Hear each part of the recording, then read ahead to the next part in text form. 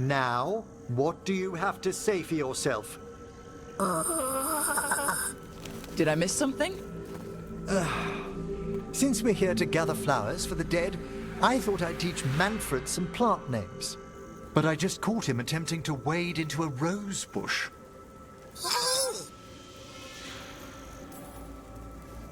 Emmrich, how could you stay annoyed at that face? Skull.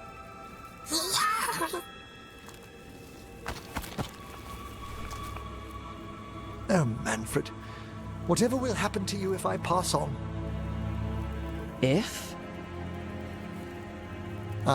There's something I'd like to talk about. Do you know what a lich is, Rook? An undead mage that's retained their mind. They're theoretical, aren't they? The idea fascinated me when I was younger.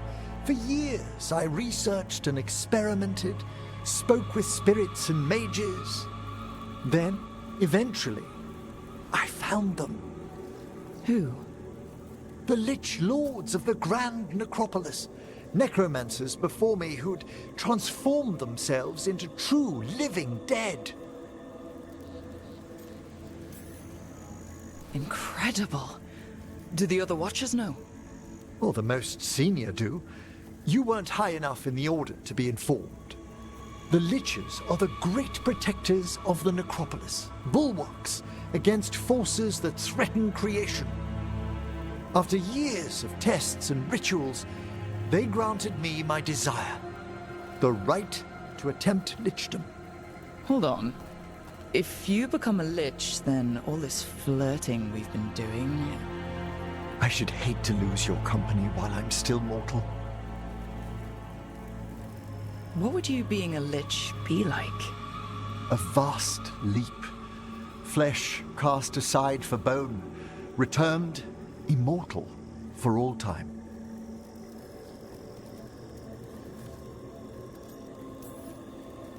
If that's like any of our really serious Watcher rituals, the things that could go wrong. Oh, I've taken precautions. What happens if you succeed? Our prohibitions regarding the dead wouldn't apply to a lich, but I'd inform you before making any decision to... Lichdom is an incredible honor. Immortality, prestige, the most hallowed ranks of the Watchers, as well as a chance to be of service past my allotted years. But there are considerations.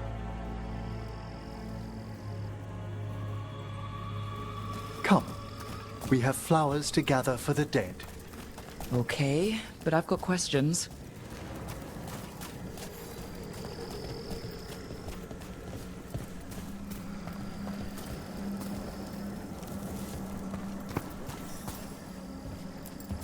Blue creepvine. This will do nicely. So, if you were a lich, it wouldn't be a spirit mimicking you? It'd be your actual soul in the corpse? It would. I didn't think... Wait, is that what Vorgoth is? Oh, no one knows what Vorgoth is. Moon blossoms, famed in verse and song. Smells like perfume. Do liches have a sense of smell? I've been told that while some of my senses will dull, others will become available. Other than that, I can't say if the flowers would still hold their bloom for me. Lichdom serves a purpose. There are dark things in creation, threats to both our world and the Fade. The Liches of the Necropolis have the insight and the abilities to oppose them. And you're joining them when? Certain elements have held me back.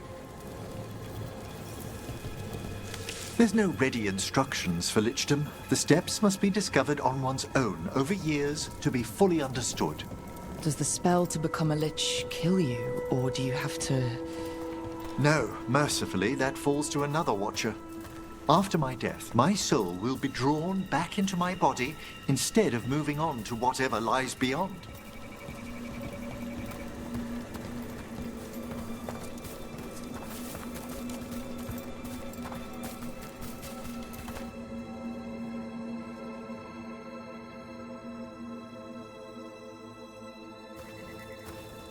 So, what's holding you back from lichdom? Even with all my preparations, there's a chance I could die permanently during the rites. What cowardice! The promise of immortality, an end to all my fears, and the final veil stays my hand.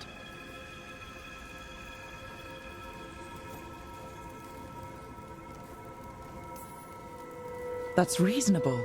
Lots of people are afraid of dying. Is it? When it keeps me from what I most desire? Traditionally, candidates for lichdom face one final sifting of the soul. If they avoid it, you saw my old colleague. Hezenkos. She's a lich. A half-lich, though that hasn't diminished her powers. Until I stop her plans, I won't possess the peace of mind for lichdom. Why don't you select the next flowers, Rook? Sure. So what's a half-lich exactly? Johanna attempted the rites of lichdom and failed. Stuck in her in-between state, she is supremely dangerous. But What about the sifting of a soul that Hezenkos avoided? the spirits of the necropolis judge whether a candidate is worthy of the power and responsibility of lichdom. How'd she become a lich without it? I shared some knowledge when we were colleagues. She apparently put together more than I knew. It would be just like her to skip the rituals, the cleansings, the preparations of the soul.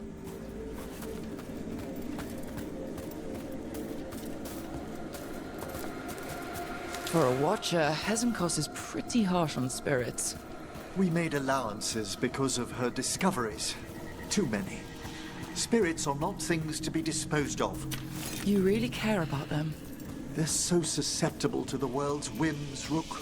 Some spirits are dangerous, but how quickly most respond to a bit of kindness, or care, or simple attempt to understand. For all she's done, I can't condemn Johanna for attempting lichdom. That freedom from mortality, that divorce from fear.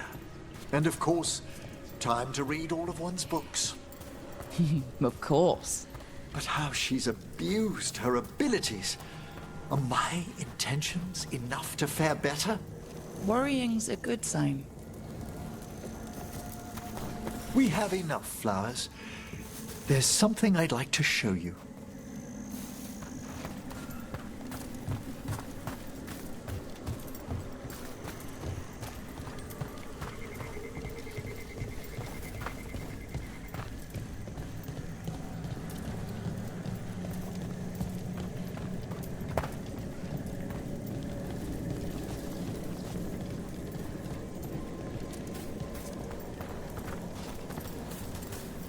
Here we are.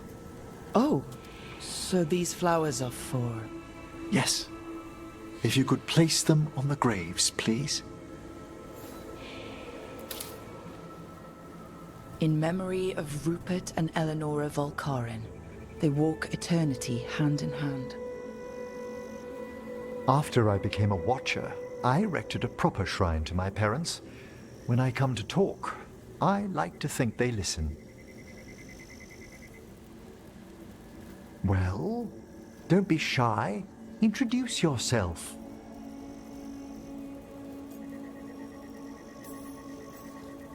Rook, also a Morn Watcher.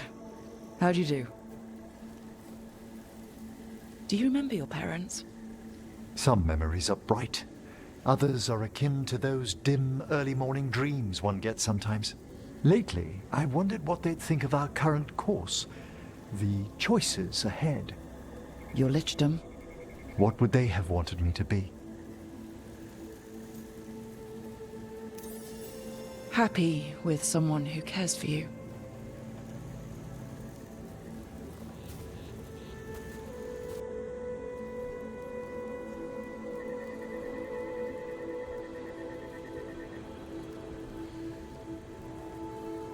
Shroud's Kiss. I've always loved the legend around this flower. They say it grows on lovers' graves, and that one moves closer to the Fade simply by inhaling its fragrance. Is that true? It is when I will it, my dear. What else?